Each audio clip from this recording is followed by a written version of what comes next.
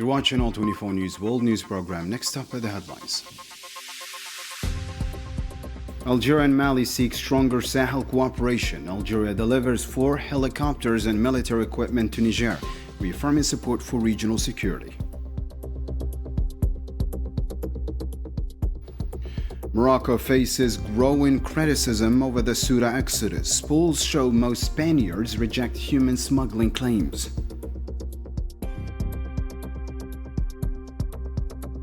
Also not news tonight, Houthi attacks kill 11 in Yemen. The army says it downed 16 drones, while the government condemns attacks on vital facilities.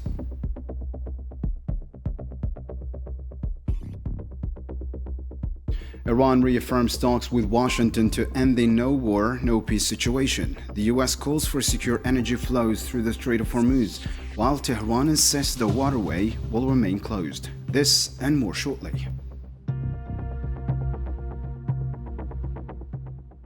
Welcome back to the details. First off in our news tonight, Algeria and Mali are looking to give new momentum to their bilateral ties and strengthen cooperation across the Sahel. The two countries reaffirmed their commitment to regional security, development, and good neighborly relations during a phone call between their prime ministers. The talks also covered regional and international issues of common interest, with Algeria inviting Mali's prime minister to pay a working visit to Algiers.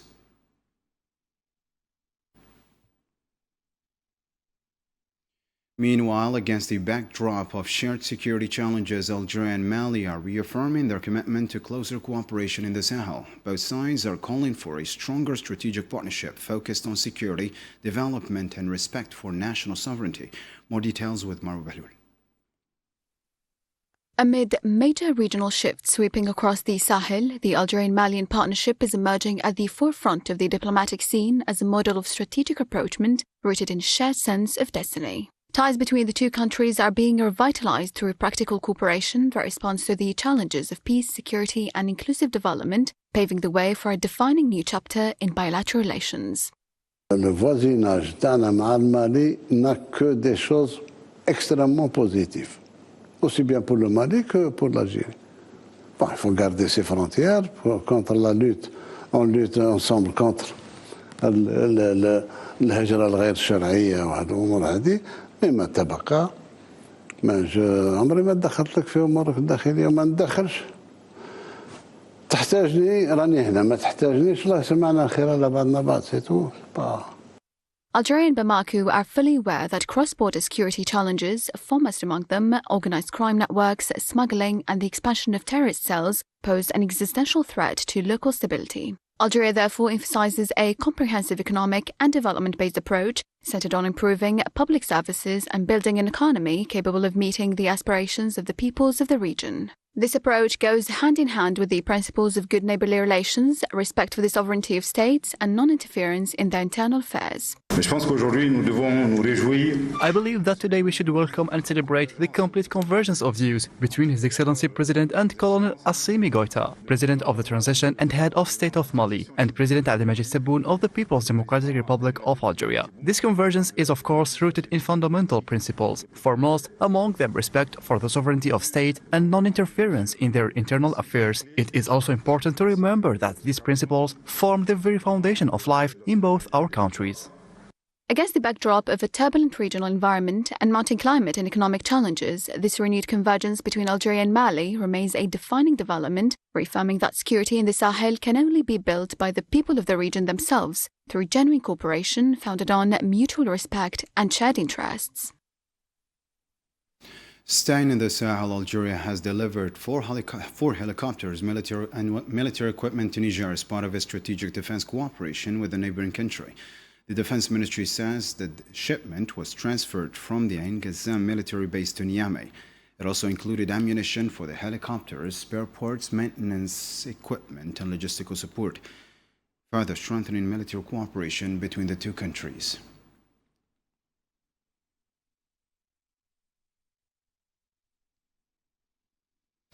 And on the broader regional picture, the Defense Ministry says the delivery reflects Algeria's continued commitment to supporting Sahel countries in defense, security, and expertise sharing. It also reaffirms Algeria's efforts with regional partners to strengthen security and stability across the region.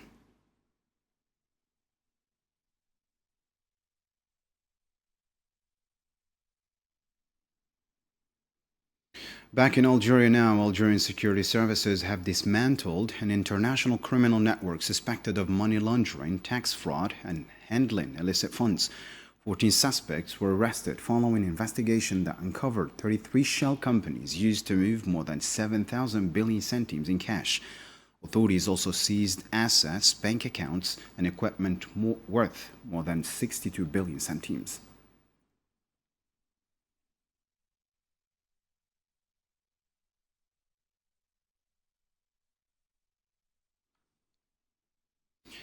And in a different field, Algeria's women's national team has made history by reaching the Africa Cup of Nations semifinals for the first time. The 2-1 win over Cote d'Ivoire also secured Algeria a historic place at the 2027 Women's World Cup. President of the Republic, Mr. Abdelmadjid Tebboune, congratulated the team, praising the players and wishing them success in the rest of the tournament.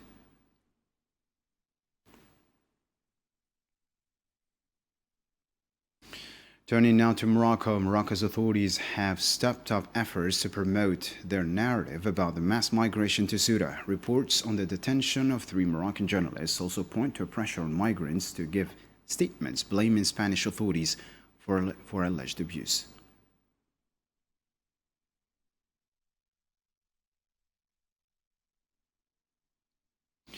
Meanwhile, a new poll in Spain suggests widespread skepticism over the official explanation for the mass migration to Ceuta. 47% believe Morocco is using migration to pressure Madrid, while 92% reject the idea that human trafficking networks were behind the mass crossing.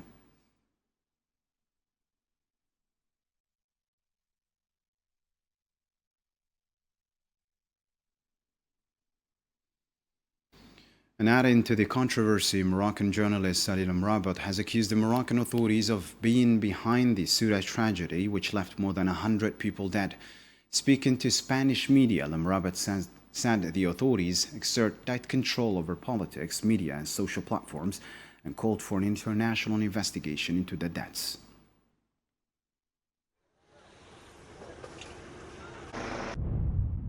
Does anyone serious in Spain really believe that these alleged mafias could order law enforcement authorities to stop doing their job in the face of human flows like those we saw storming Ceuta? I assure you, there are no mafias, but rather intermediaries acting as informants. The Moroccan political police has infiltrated many sectors, including political parties, civil society, the national press, some international media outlets, the opposition both inside and outside Morocco, and effectively controls social media, which the Spanish government considers responsible for this tragedy. Turning now to Yemen, Yemeni media reported that at least 11 people, including 4 soldiers, were killed and 35 others injured in a Houthi missile and drone attack on the government-held port of Muka in Taz. The Yemeni army says it intercepted 16 Houthi drones as fighting continues across several fronts in the area.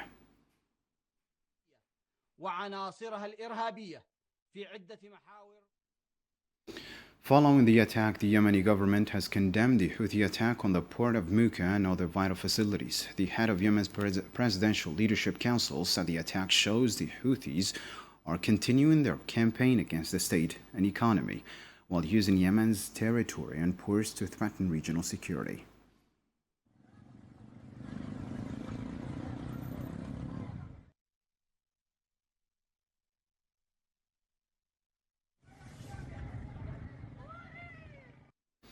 Meanwhile, across the region, the Houthis say they targeted the Saudi Aramco refinery in Gaza, claiming a direct hit. Saudi authorities, meanwhile, say firefighters brought a blaze at a refinery facility under control, with no casualties reported. The cause of the fire and its impact on operations remain unclear.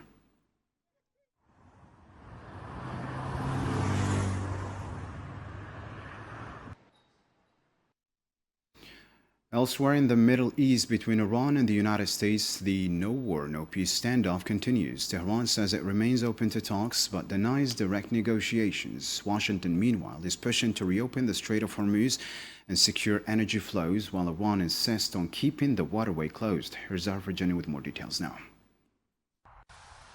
Hopes are high for a renewed dialogue between the United States and Iran. A deal over the Strait of Hormuz is underway, and Washington keeps pressure on Iran's economy. Speaking at a press conference, President Masoud Pezeshkian said Iran is currently in a position of internal stability and cohesion, creating what he described as the right conditions for reaching a final agreement over the Strait of Hormuz. But Pezeshkian made clear that any meaningful progress with the United States would require Washington to demonstrate good faith and move away from what he described as a climate of mistrust. We act on the basis of reciprocity and will honor our commitment, as long as the other side honors its commitment.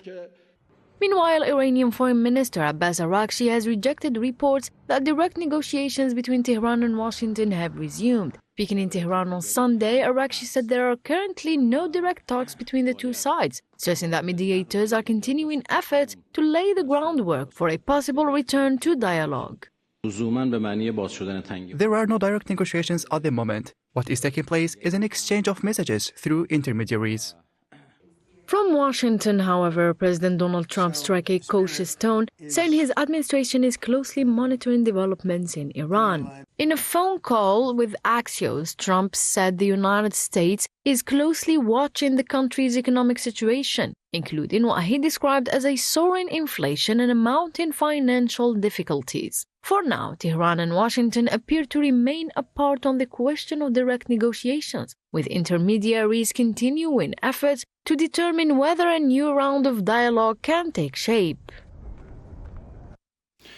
Against this backdrop, U.S. Vice President J.D. Vance says Washington is holding talks with Iran and working to secure the maximum possible flow of oil and gas through the Strait of Hormuz. Vance says the U.S. will continue using available pressure tools while seeking to boost Middle East energy supplies and bring down fuel and energy prices for American consumers. And right now, we're trying to see if they're willing to make the kind of long-term changes that would be necessary to have a better relationship with the United States. And if not, that's fine too. We're just going to keep on applying the pressure that we can apply and getting as much oil and gas out of the Middle East so that Americans can enjoy lower gas and energy prices. And on the issue of shipping through the Strait, U.S. Vice President J.D. Vance says Washington received assurances from Iran that it has no plans to impose transit fees on shipping or ships using the Strait of Hormuz. However, he says the United States will wait for concrete action rather than rely on verbal assurances. The game, and we're applying a whole host of tools, diplomatic, economic, military tools, to ensure that we get the best outcome for the American people. I feel quite confident we will get there, but we're still a bit in the middle of the game. But Iran is sending a different message. Iran's Revolutionary Guard says the Strait of Hormuz will remain closed until Washington accepts all of Tehran's demands. The Guard says the strategic waterway is now part of Iran's confrontation strategy rather than simply a route for shipping.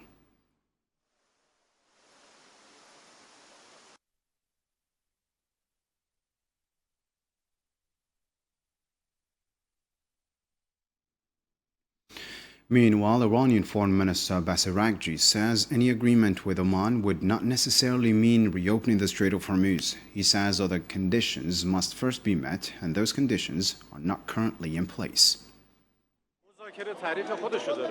Our negotiations with Oman are regarding the determination of a new maritime route in the Strait of Hormuz. These negotiations have progressed well. I can say we're in the final stages, and the old existing routes will be replaced with new ones. Specialists are currently working on the maps. Of course, this does not mean the opening of the Strait of Hormuz. This agreement may take place, but the opening of the Strait of Hormuz is contingent upon the fulfillment of a set of other conditions, which have, in any case, been conveyed through intermediaries.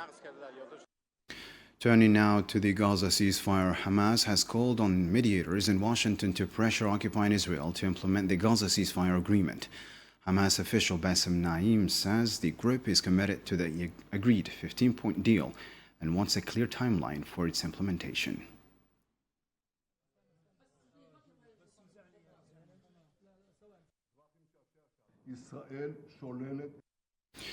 And the humanitarian situation remains critical in Gaza, where hundreds of patients remain trapped, waiting for urgent medical treatment abroad. With the healthcare system near collapse, limited medical evacuations leave thousands facing long and uncertain waits. Kermisfire reports now. Here in Gaza, hundreds of men, women, children and elderly people remain trapped inside the besieged enclave. desperately waiting for the chance to leave and receive the urgent medical treatment they need abroad. Among them are cancer patients facing the growing risk of preventable death, as well as people suffering from severe injuries. For many, every day without treatment can mean further deterioration and irreversible consequences. I can't treat my son. He needs a cornea transplant. I have to get him a corneal transplant. My son has developed cataracts, and the condition is getting worse. It's going to ruin his eyesight. We patients are dying in the Gaza Strip. There is no treatment for us. There are no hospitals here that can treat us. No radiation therapy, no chemotherapy. None of these are available in Gaza.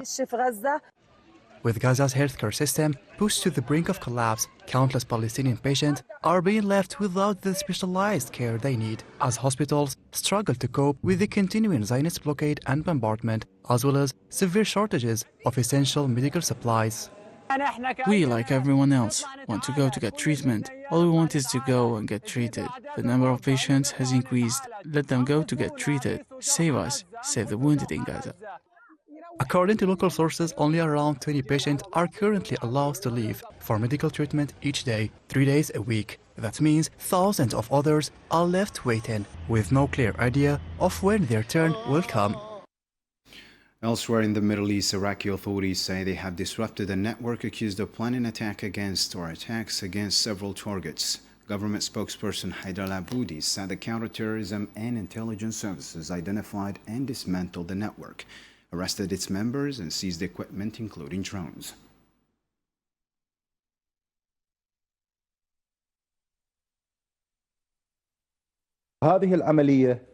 This operation resulted in the dismantling and infiltration of an actual network. Through cooperation between the Counterterrorism Service and Intelligence Service, these two national agencies successfully infiltrated the network, arrested its members, and seized some of its equipments, including drones. In fact, they sent a reassuring message to the Iraqi public.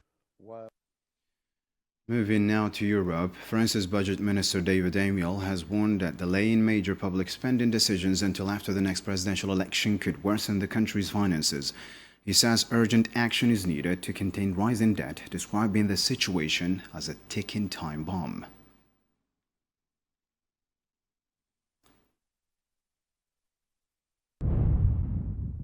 Reforming France's public finances is our top priority. The current situation is like a ticking time bomb. We cannot afford to delay action as our public finances continue to deteriorate and the budget deficit keeps widening. We must avoid the temptation to postpone difficult spending decisions until after the next presidential election.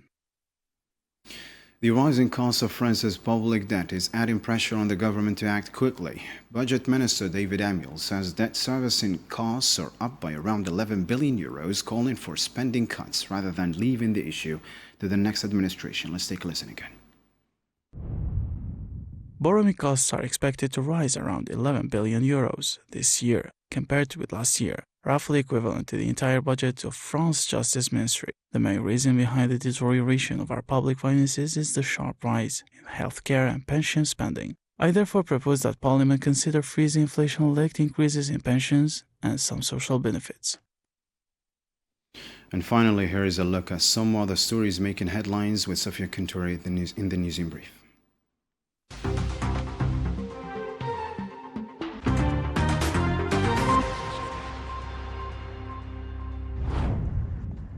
Syria and Russia have reached a memorandum of understanding on the future of two Russian military bases in Syria. The Syrian Arab news agency, citing the ministry, said the agreement on Humaymim and Tartus bases were reached after 18 months of intensive negotiations.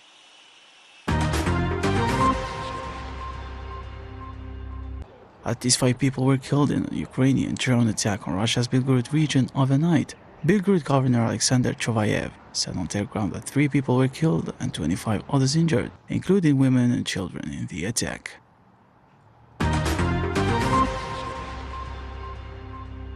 Russia's defense ministry said its forces have captured 2 more settlements in Donetsk, eastern Ukraine. In a statement posted on Telegram on Sunday, the ministry added that Russian air forces had also destroyed a drone control center and logistic facility in Ukraine's Sumy region.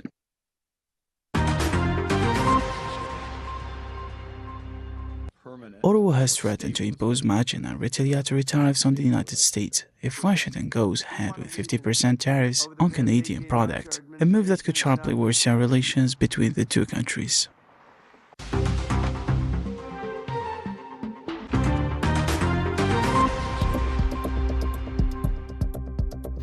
Well, that wraps up our news program for tonight. But to catch up on any part you missed or get the latest updates, you can always visit our social media platforms as well as our website. On behalf of all 24 News team, I'm Islam Sid signing off. Thank you for watching. Have a good one.